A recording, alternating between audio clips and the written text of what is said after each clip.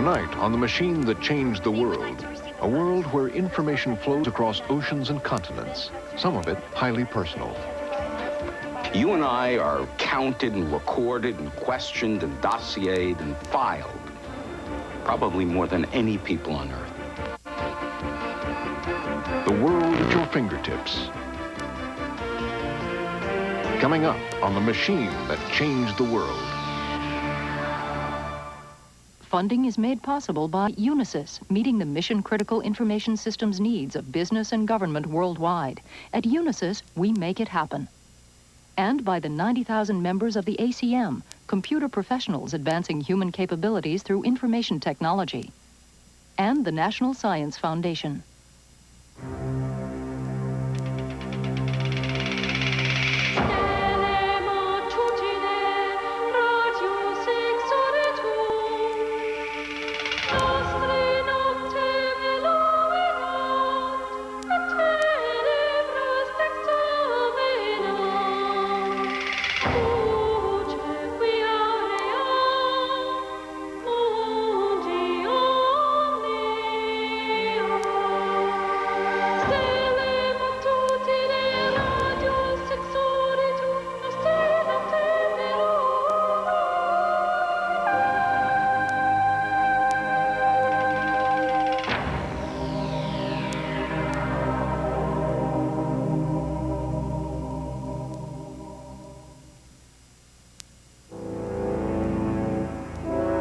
"45 years ago, there was only one working electronic computer in the world. It filled a room and cost in today's money $3 million. And people at the time confidently predicted that the United States would only ever need 6 such machines. Today, there are millions of computers used for so many kinds of things that it is tempting to think that the main act of the computer revolution is over.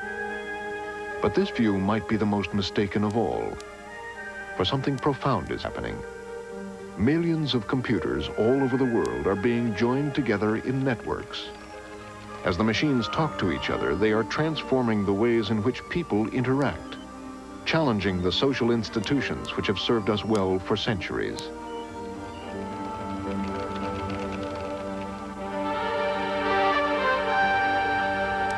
For hundreds of years, we have recorded and communicated our thoughts as marks on paper.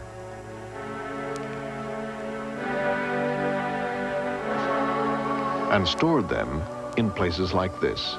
The Library of Congress holds more than 27 million books. Hundreds of miles of bookshelves hold nearly the sum total of all human knowledge, and it's growing all the time. But today there is an alternative. Our ideas and thoughts can be stored as patterns of digital electronic pulses and processed by computers. In digital form, the contents of some 450 books can be stored on a single compact disc. In principle, all the words, pictures, and sounds in the Library of Congress could be stored on several rows of shelves. And there are other advantages. With books, despite the best efforts of librarians, only things which have been anticipated in advance and indexed can be found. When information is stored digitally, you can find anything in an instant: a title, subject, even a small phrase. Take the words "to be" or "not to be." The computer can search the 450 books for these words in a few seconds, revealing that it occurs not only in Hamlet, but in 6 other works.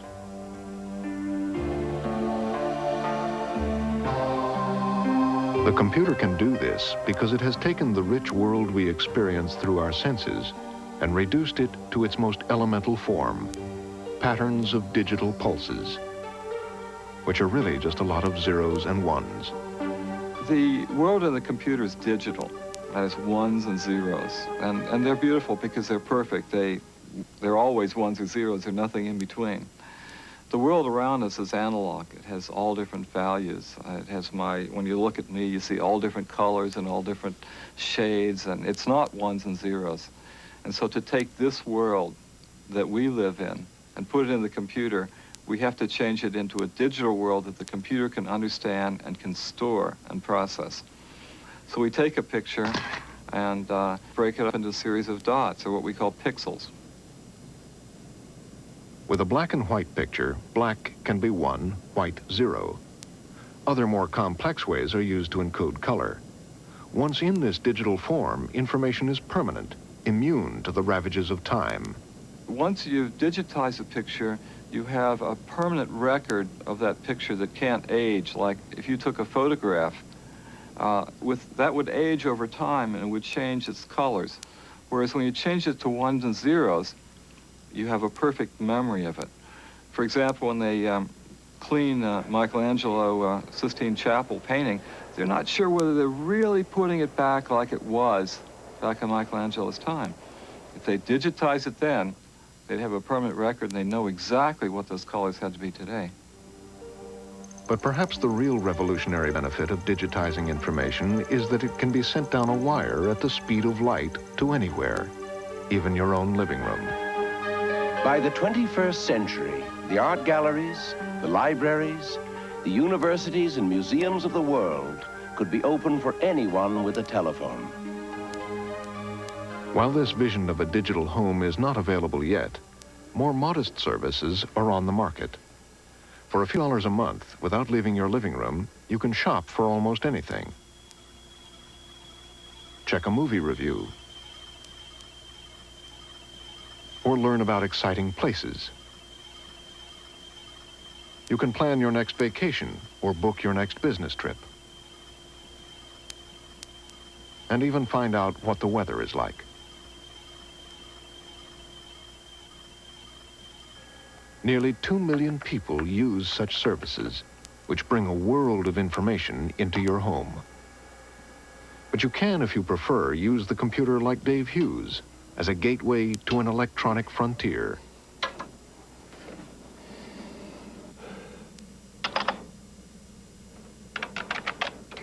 To connect to the world, all Dave needs is his computer and a device called a modem, which connects to the telephone network. And so you have to dial, of course, the number. Now it's starting to dial. It'll go through lots of switches, and if it's not busy, we'll hear it. You get very used to learning the sounds of phones around the world.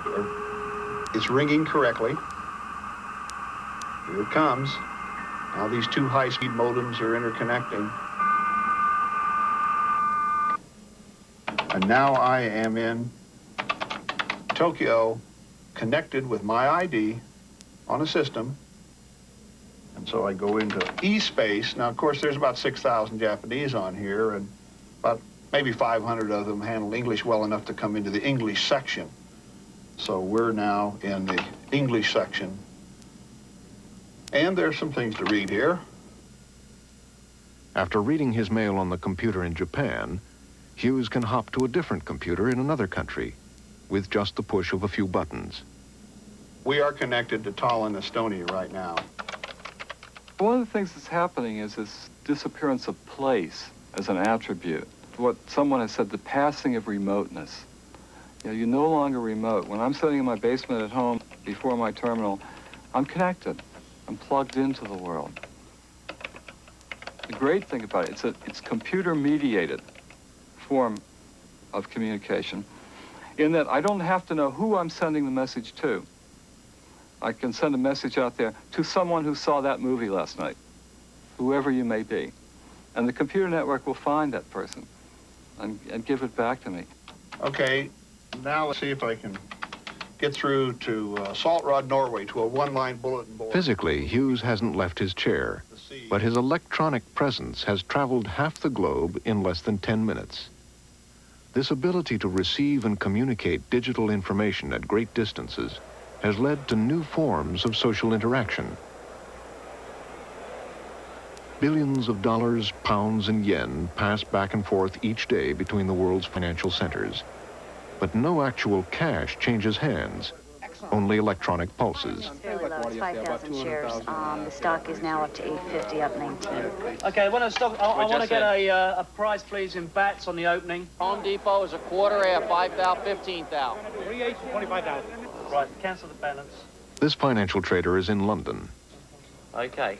You get that, Rich? Well, what'd you... Well, actually, in percentage terms, that's a little bit of a This move. one's in Boston. Yeah, okay. What do you want to do? Although they are over 3,000 miles apart, linked by computer networks, they are part of a global financial community, Yeah, separated by space, okay. but united by communication. It's amazing to me, having been doing this throughout the 80s and back into the 70s, that I can be sitting here and say the same thing. I'm seeing exactly the same thing as someone in Paris, exactly the same thing as someone in London. There is no difference. I think that's amazing. I think that is absolutely amazing. When the New York Stock Exchange began 200 years ago, news of events in other parts of the world often took weeks to get to the traders. Messages could only travel as fast as the messenger. Today, the electronic markings inside the computer, which carry the news the traders need, can be sent down a wire at the speed of light. Gary? With their computers, traders are wired into the world. Distance is no longer an obstacle. I think that's fit for Italy land. How are you getting on in Switzerland? Institutions like the New York Stock Exchange are still at the center of much of this activity. Hundreds of millions of shares of stock are traded here every day. The orders to buy and sell huge numbers of shares are placed with middlemen called brokers on the floor, and they come from traders around the world who speak a language all their own. On the sell side, Bobby, General Electric, it's going to open up. Everything's going to open up. That's fine. Take advantage of it. I got 100 for sale. You know, maybe do 20 if it's going to open nicely and then work the rest of the day. Have you got a report for us in ICI? I see they trade an eighth on the opening. They have traded higher. I don't know what your form is, but if we take the stock at 2, we get a turn on it. Well, do you want me to do it for you? I've got no book. I'll do what you like. Yeah, well, if you could take him, well, up for 100. On the Coda? The stock market, once buried under paperwork, can now handle as many trades in a day as it once did in a week. But do buyers and sellers who communicate through wires have any need for middlemen? In fact, do they even need a stock exchange at all?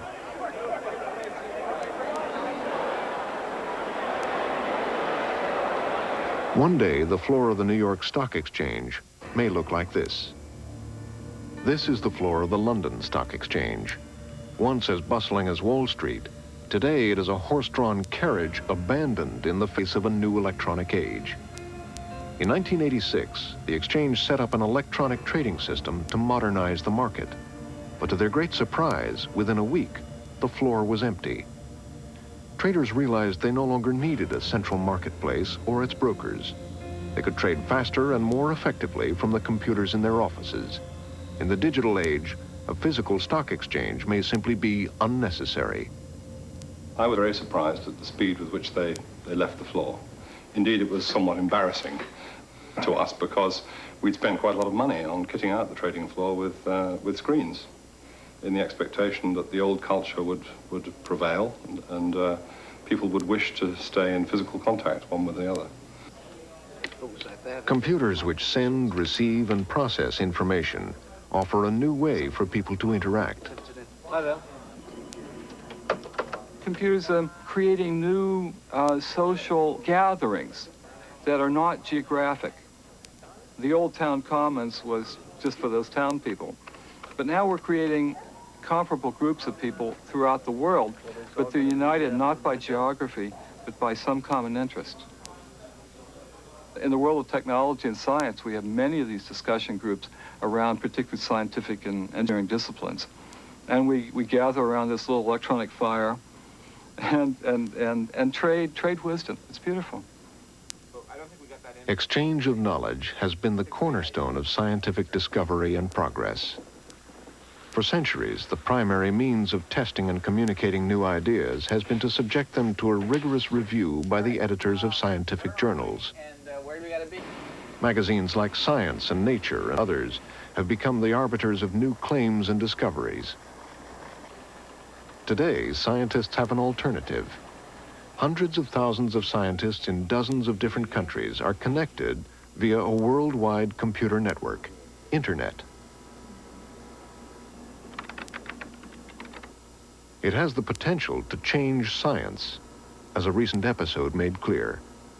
We've established a sustained nuclear fusion reaction by means... In March 1989, Sidney Pons and Martin Fleischmann made a startling announcement.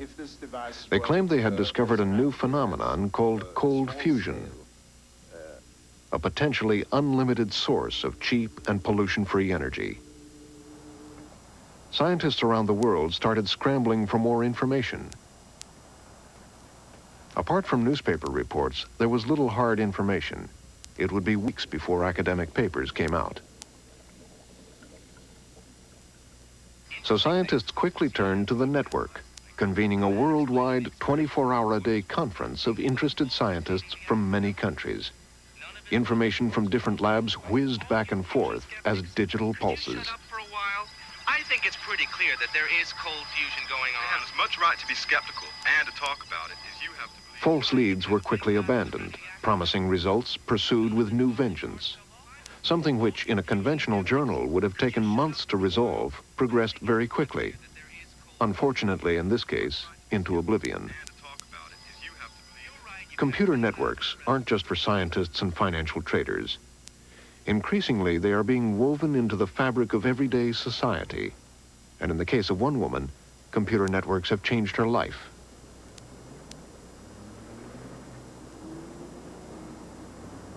Theo Groothoff has been confined to a wheelchair since a car accident left her partially paralyzed. Although she's learned to live with her disability, she still misses the simple pleasures of mingling with people in the outside world. But with her computer, Theo is now connected to a whole network of new friends through a system called SeniorNet.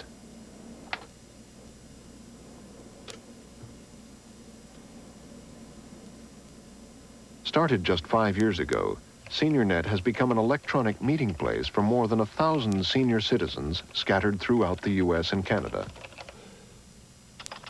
I need people. I cannot do without them. So especially at the SeniorNet, I found people of my own age. I knew what they were talking about, and they know what I'm talking about. Colette, have you ever heard of or been to the New Jersey... Dear Joan, such a worthy cause. Inga Manolita, I have no bread machines. I was just trying to poke a little fun. Isn't it maddening that people think because the body is old and looks frail that the mind is too? The computer age has already come to enthusiasts, to scientists, and to financial traders. But all of our lives are touched by the new digital world. Whether we know it or not, we're all part of an electronic community, in the sense that very personal information about us is gathered in one place, in a credit agency, in a police agency, in medical records, and frequently pulled together in ways that we don't even know about. Nearly every person in this country has an electronic presence, a compilation of the electronic traces we leave behind. Whatever we think of computers, modern society depends on them. One of the great ironies in this is that we're supposed to be the freest country on the planet. And I think we are. But because of our technological sophistication in the field of information technology, we are probably the most dossiered people on the planet. Even in totalitarian states, they don't have the data wealth that exists here in the United States. You and I are counted and recorded and questioned and dossiered and filed, probably more than any people on Earth. Withdraw money from a bank, your name goes to 2 computers. Get a driver's license, 4 more computers can get information on you.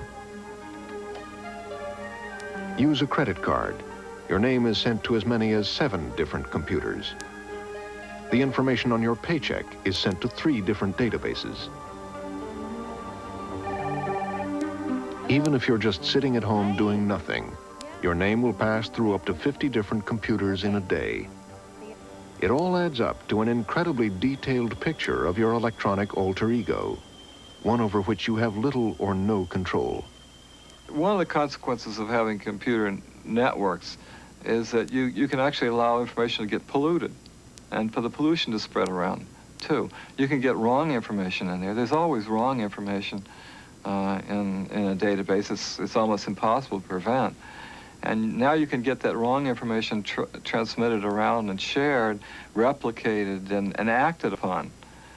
Before they electrocuted Mrs. Mabel Neville, she said these words for all to hear.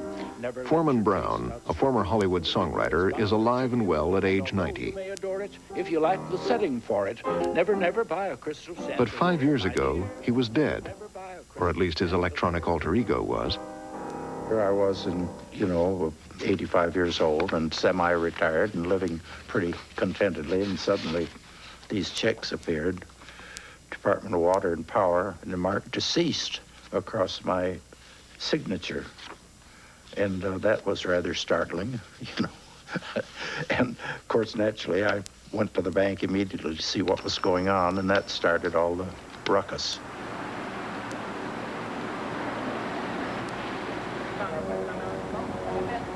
Brown left, assured by the bank that the matter would be resolved. But his troubles had just begun.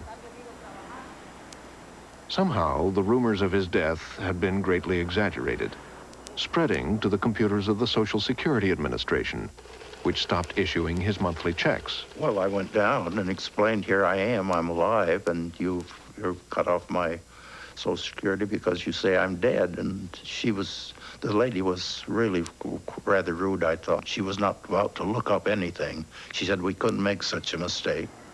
Hard as he tried, Brown couldn't keep up with the rumors as they quickly spread from database to database. Everywhere he went, the data got there first. I was going to rent a film, and I offered my American Express card, and the girl looked up, as they generally do, to get the numbers okay. Then she came and promptly tore the card in two and threw it in the wastebasket. And it was embarrassing because there were other people there. She said, your credit rating's no good. The final straw came when they stopped paying his Medicare payments. She found her More than a year later, all the records were finally straightened out, but the memory of the experience still lingers with Brown. proper setting for her spode.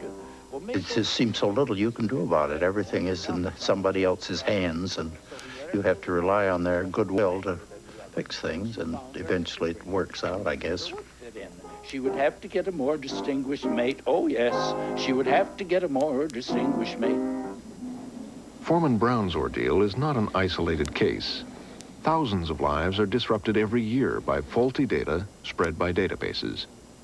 Trying to catch up with a piece of information, correct an error in the system, it's like running after a greased pig.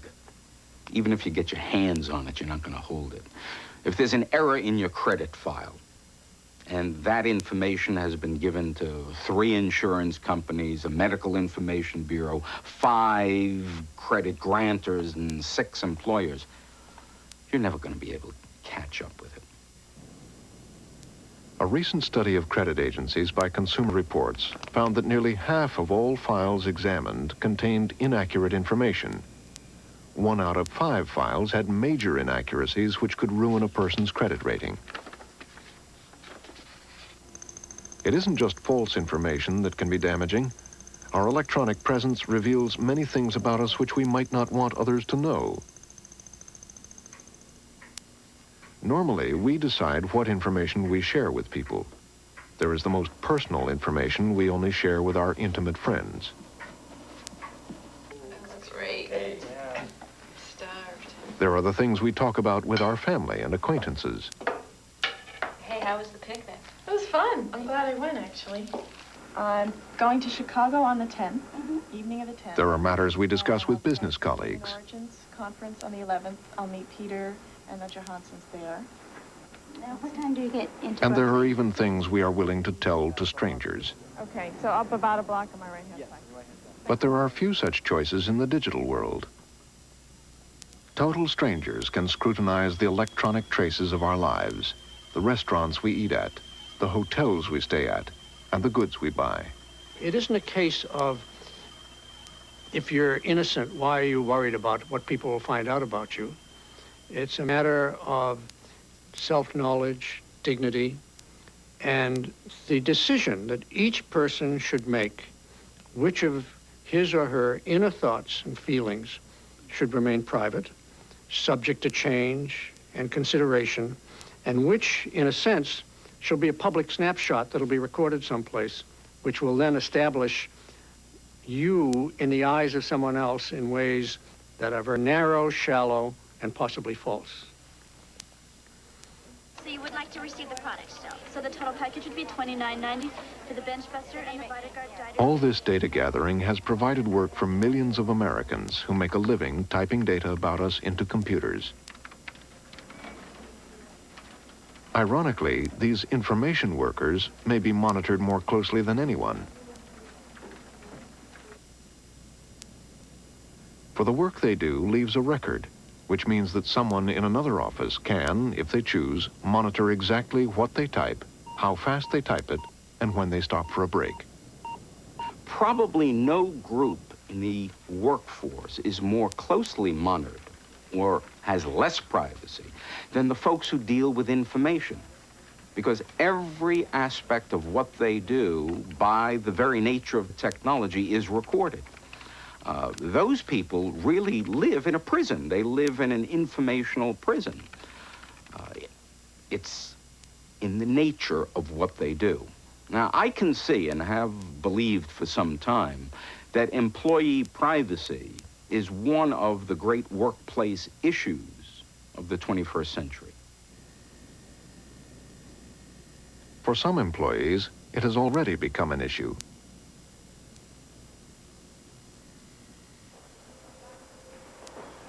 Harriet Topitzes claims she has been monitored for years by her employer, TWA. This electronic timesheet details a TWA phone agent's typical workday. It shows how many calls she answered, how long each call took, how much time she paused between calls, and how long her breaks were, down to the second.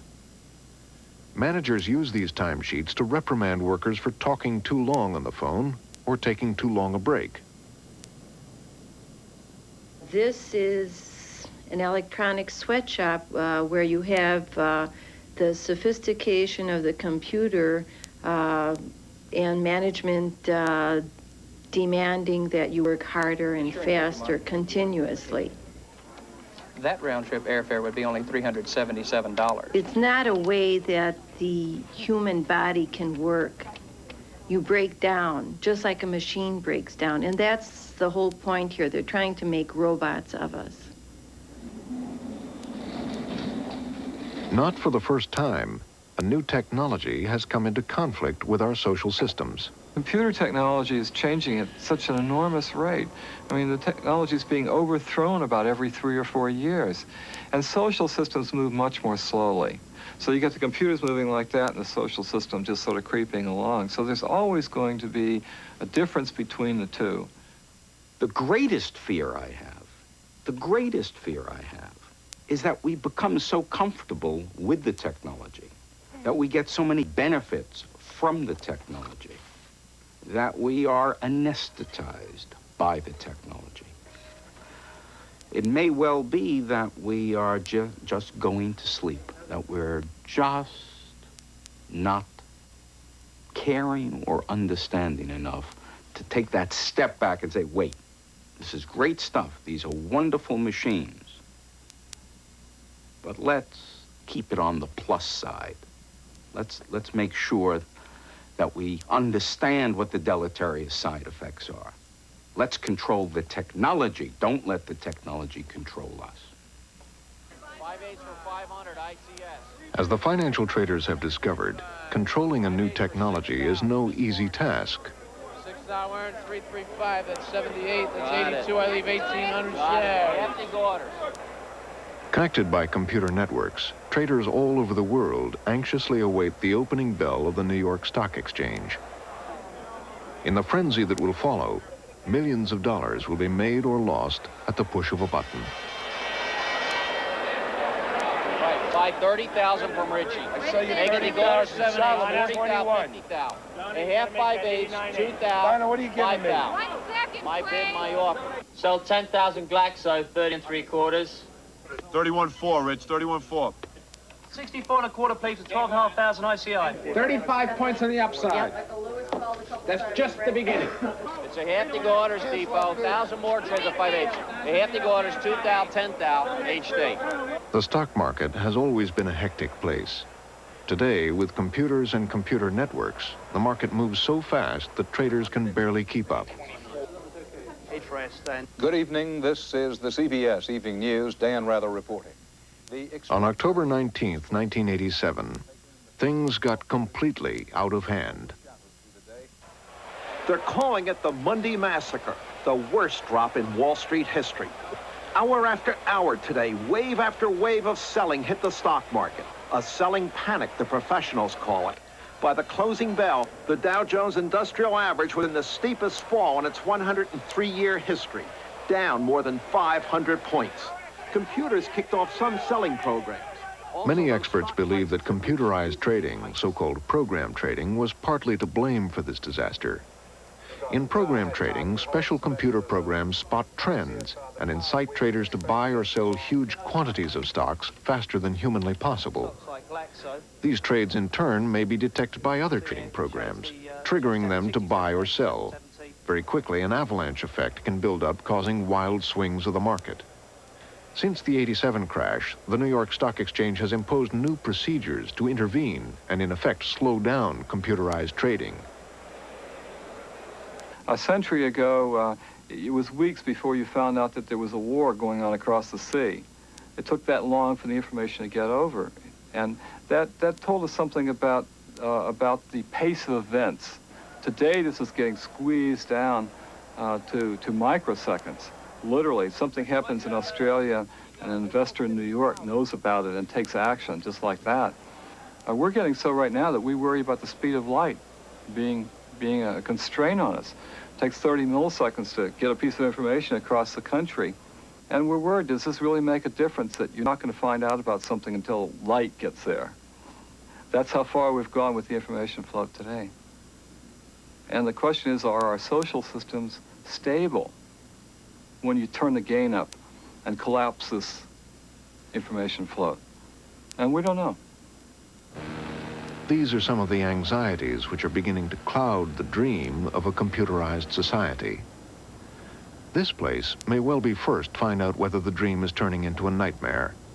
It has started one of the largest social engineering experiments involving the most complete use of networked computing. This experiment is not in Japan, the USA, or Western Europe, but in Singapore. 10 years ago, few Singaporeans knew how to use a computer, let alone a computer network. At that time, the Singapore economy was built around heavy industry, steel and chemicals. Today, they have staked their future on information technology, IT as they call it. The government has ambitious plans to make Singapore a developed nation within a decade, to become a global business and communication center, managing not only manufacturing, but information as well. Our vision is to evolve Singapore into an information society. In fact, I should say, the vision of the country is to become a developed country by the end of the decade, where we will have meaningful and vibrant economic activities, with cultural activities, with high standard of living. And this vision that we have is providing a lot of excitement to various organizations. IT matters to us because we are working a very small and tight ship. We don't have millions of people to dispose of. We have relatively few digits, and every person must be performing to his maximum, which means that he must be supported by technology, by information, by networking. All over the island, work is done electronically through computer networks, be it business, medicine, or law. But this is only the start. In this room and others like it, an electronic alter ego is being developed for the entire island.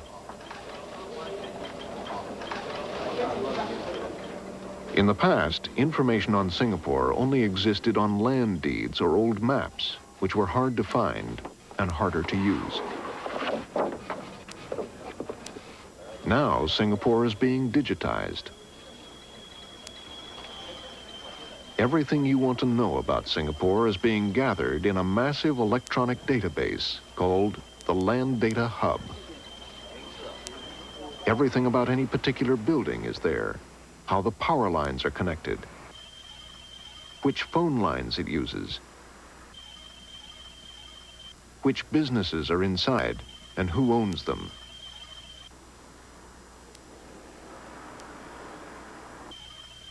A social engineer's dream, this electronic alter ego is a dynamic record of the entire island of Singapore. For this society to succeed as an information economy, everything, including getting to and from work, must be done with electronic efficiency. From the moment passengers enter Singapore's modern subway system, their electronic alter egos are tracked by the system's computers, generating a wealth of information for subway officials. Well, we know practically everything about the traveling pattern of a passenger. We know where he buys his ticket, when he buys his ticket. We know when he enters the station, what time he enters the station, what kind of ticket he uses, where he gets out of the station, or which station he gets out at what time. So practically everything we wanted to know.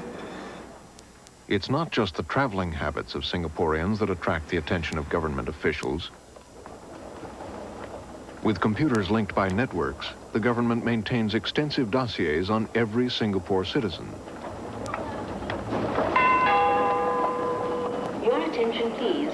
Passengers are reminded that it's an offense to smoke, eat, or drink in MRT stations and trains. The offense carries a maximum fine of $500. Please help us to keep the MRT stations and trains safe, clean, and comfortable. Thank you for your cooperation. The world is watching this extraordinary experiment in social engineering. How will the government balance the benefits of efficiency and prosperity with the loss of privacy? We've gone further than most other countries in the region in making use of information technology for a number of reasons. Firstly, we are small. So when we need to make a move, it's easy to get the whole country to be moving and pushing in that direction. Secondly, it's the way we are put together. We operate a system based on meritocracy and efficiency, and on getting things done as sensibly and with as little fuss as possible and as quickly as possible. We do quite a number of things which Western governments probably would hesitate to do, either because ideologically they feel they should not intrude on personal lives, or sometimes because they just don't have the time to do it because the next election is too close around the corner. But it is a different society, and we have to govern the way the population needs to be governed and the way the population accepts being governed. In Singapore, the government has seen that information is power. Whether they use that information to accelerate Singapore's development or to control its people remains to be seen. In other countries with different political traditions, the power of computer networks has been used as a tool for democracy. After Singapore, the next most networked country in the world is France. But that wasn't always the case. Allô, allô? Allô? Rappelez, rappelez. Oh. 10 years ago, when France decided to modernize its antiquated phone system, they installed a national computer network, Minitel, which people could tap into from home. In 1983, there was only one service on the network, an electronic phone directory. Today, there are more than 12,000 services. Rendez-vous sur votre Minitel 3614 TVA. Minitel is everywhere, in homes, record stores, it's even at truck stops. Minitel has become an integral part of French society, just as the government hoped it would. But the government never expected that Minitel would be used against itself. In 1986, students around the country held a series of protests against a change in admissions policies at state universities.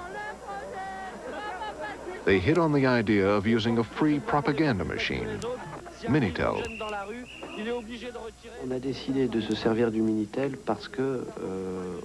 We decided to use Minitel because the movement was all over France and we wanted a way to communicate quickly between organizers and universities. We also wanted to gauge the mood of the public. With the network, David Assouline and other leaders of the movement took their cause directly to the public, an instant publishing operation. In addition, they also used the network to organize various student groups around the country. Philippe, what happened yesterday at the protest? David, 1,000 people came, about twice as many as last week. The police were a bit rough, but no one was seriously hurt. Christine, what is happening in Marseille? The newspapers did a story on us yesterday. It was mostly sympathetic. We're planning a demonstration for next week. With such efficient coordination, the leaders built the movement into a massive rebellion in less than 2 weeks. In Paris alone, more than 1 million people marched through the streets. 4 days later, the government backed down and canceled its plans for reform. Before the students' triumph, few protesters had thought about using computer networks. Now, almost all large French protest movements, from labor strikes to political rallies, are organized by networking. In just 45 years, the descendants of this machine have permeated every aspect of our lives, be it politics, business, science, or just companionship. From Singapore to Paris, from Wall Street to the City of London, the future is digital. Whatever you feel about computers, there is no going back to a world without them.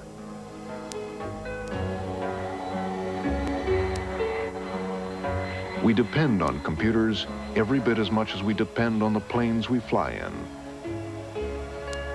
the roads we drive on, and the bridges we cross. All these things support our complex ways of life. The problem is that bridges are made of steel and mortar. Build it strong, it will stay up. But the computer's foundation is less tangible. Computers depend ultimately on software, which can contain millions of lines of code, all written by human beings. Programmers work the way medieval craftsmen built cathedrals, one stone at a time. There's no equivalent of industrial methods of production. We don't have the software equivalent of interchangeable parts. We don't have the equivalent in building software of the assembly line. It's all hand-worked. And that means you don't have the precision or the reliability to be able to safely say, well, having built this, we think it works according to the specifications. Instead, you have to exhaustively test it. And there are always particular combinations of circumstances that somehow have eluded the test plan. And this inability to thoroughly test software can prove disastrous. Take the case of the Therac radiation machine, a machine for treating cancers. The computer program which controls the machine had been thoroughly tested. The machine itself had operated safely thousands of times. But when patient Katie Yarborough underwent Therac radiation treatments for a cancerous tumor, things did not go as planned. She said, "What's the matter?" And I said, "You've burned me." And they said, "Oh, no, that's not possible. This is the most sophisticated piece of equipment on the market. And it's not possible for you to be burned." And a week later, I was totally paralyzed on the left side. Less than a year later, at another cancer center, a Therac machine malfunctioned again. Ray Cox was being treated for a tumor on his back. 6 months later, he died. In fact, the Therac radiation machine had a software bug in it. When the operator made a mistake setting doses and corrected it in a particular way, the machine ignored the change and emitted a powerful blast of radiation. Instead of a normal dose of 200 rads, Katie Yarborough was hit with 20,000. Since the installation of new software and extra safeguards, the Therac 25 has been free of problems. Faulty software in one machine is frightening enough, but when connected to a computer network, the potential effects can be devastating, because nearly everything which happens in a network is controlled by software. It's curious about computer networks today. I think that they're very robust in one sense and fragile or vulnerable in another sense. You can go out and physically damage networks, drop bombs on them, cut lines, and they still work. And yet they're vulnerable to little information damages. They're vulnerable to mistakes in computer programs that run them. Imagine a program that has 2 million lines of code that are the instructions that run it. It's guaranteed that they're not all right, that there have to be mistakes in that. It's beyond human possibility to make that entirely right. They're just waiting to happen. And on January 15th, 1990, happen it did. About 2:25 yesterday, Eastern Time, a software problem occurred in the network. Preliminary indications are that the trouble is in the signaling system spread rapidly throughout the network. The AT&T telephone system, which had run for 30 years without a major hitch, was crashing. Technicians watched in horror as line after line began to fail.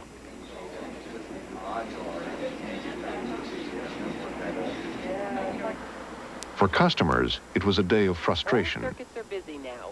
Please try your call later. Nearly 20 million phone calls couldn't get through. Companies which depend on the telephone system, such as travel agencies, suffered millions of dollars in lost business. After 18 hours of frantic searching, engineers traced the problem to a single line of bad software among the millions that control the network's computers. A small mistake in one of these millions of lines of computer code that governs the network was suddenly called into play. And one switch told another switch, do this and do that, and they were wrong things. And the next switch communicated it to another. And the network started talking to itself and babbling back and forth, and pretty soon it stopped working. The problem with software is you can never test it completely. I mean, you'd like to think that you've written this program and now you can test it to see if it works. But the problem is that there's so many possibilities for conditions, for the inputs to this program. There's so many what-ifs. What if this? What if that? And you put a lot of what-ifs together, and you get just a myriad of possibilities. And so many, you could never test all the situations. The collapse of the phone system has led some people to wonder what else is at risk. For every day, we trust our lives to software. Take flying. Each day, more than 1 million Americans travel by air. The planes which carry them are flown with software governing everything from navigation to cabin pressure. And they are guided through the air by air traffic controllers who depend upon computers to feed them crucial data about a plane's position, speed, and altitude. On October 14th, 1989, at the Dallas-Fort Worth Airport, something strange happened. Information on the air traffic control screens began to disappear. The controllers knew that they had to act fast. Lives were at stake. This is not a job where you can say, hold on a second while we get the thing operating again. Aircraft are still flying. They're still in our environment. They're doing 250 knots. And an aircraft can travel quite a distance over in a minute doing 250 knots. With planes circling overhead and no working computers, controllers were forced to rely on their memory and the only tools they had left, pencil and paper. It seems unbelievable we resort to pencil and paper, but those are real people in those aircraft, and you have to resort to whatever means that'll help you remember that that aircraft's there and at what altitude he's at. The problem was caused in part by a poorly designed computer program coupled with an overload of traffic at the Dallas airport. Fortunately, no accidents happened during the computer crashes, but such computer software problems have occurred at many other airports. Software is fundamentally different from the other elements of our infrastructure on which we depend. Years of experience have taught engineers how to build safe bridges, and large safety margins are built in. It's unlikely that a modern bridge will come crashing down because of one tiny missed detail. But with software, that's exactly what can happen. Despite the best efforts of software engineers for at least 20 years now, a single misplaced hyphen or a typographical error can cause an enormous program to simply come tumbling down and, as has happened in the past year, tie up the entire long-distance telephone network. The tiniest little software error. If we're ever going to have true software engineering where this activity, which is so important, it is becoming more and more important to our lives, is reliable, we've got to figure out a way to make programs robust enough so that they don't come crashing down when you just have the tiniest little mistake in them.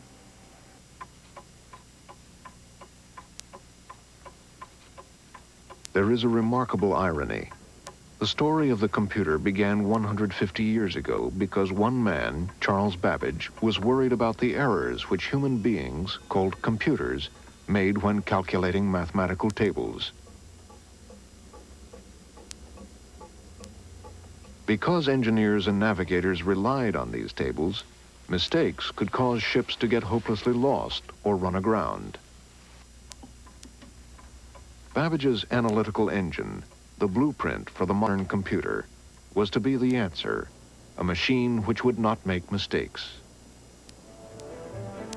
In time, the machine that Babbage dreamed of would indeed be built.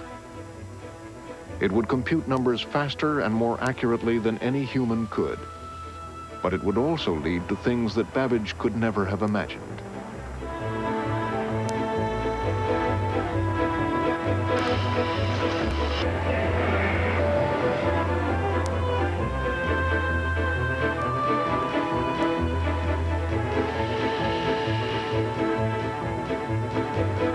But ironically, all these wonderful uses of computers which today we depend on are still vulnerable to human error.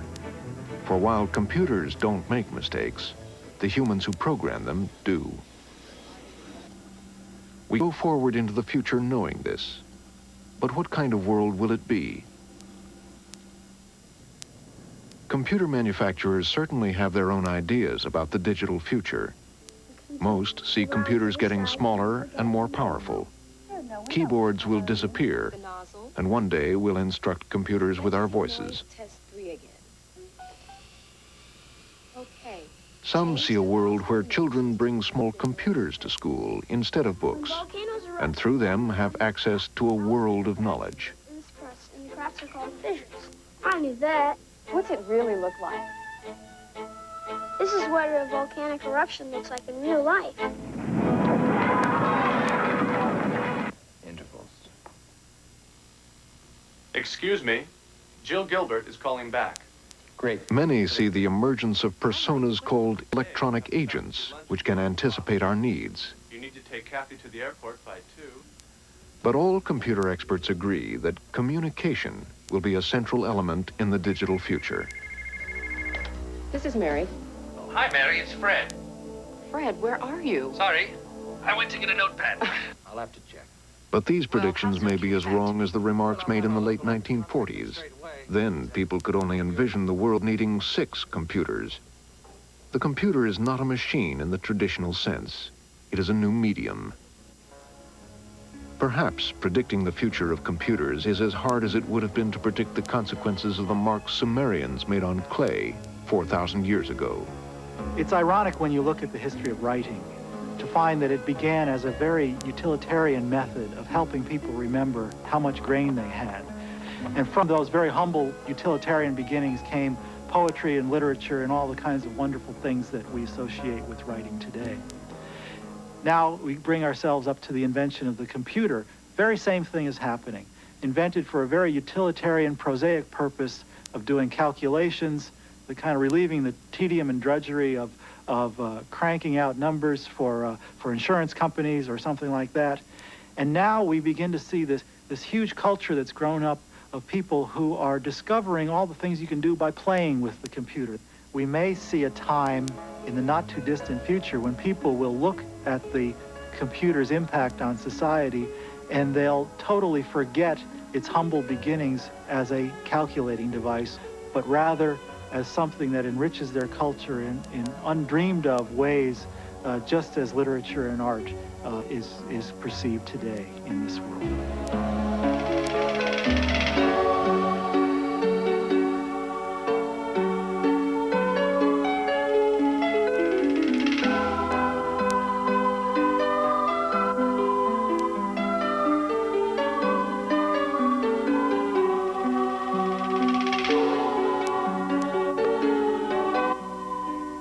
Tuesday night, Nova traces advances in aviation since 1908, when the first airborne speed record was set.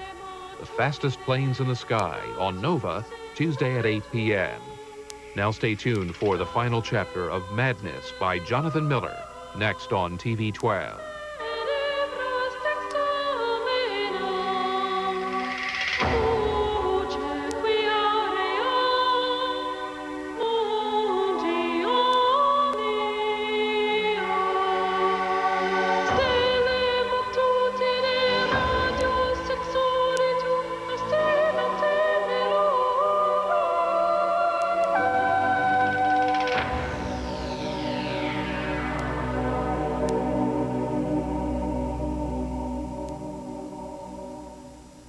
Funding is made possible by Unisys, meeting the mission-critical information systems needs of business and government worldwide. At Unisys, we make it happen. And by the 90,000 members of the ACM, computer professionals advancing human capabilities through information technology. And the National Science Foundation. Hello, I'm Elkins Wetherill, a member of WHYY's Board of Directors, and I would personally like to thank you for watching and supporting TV 12.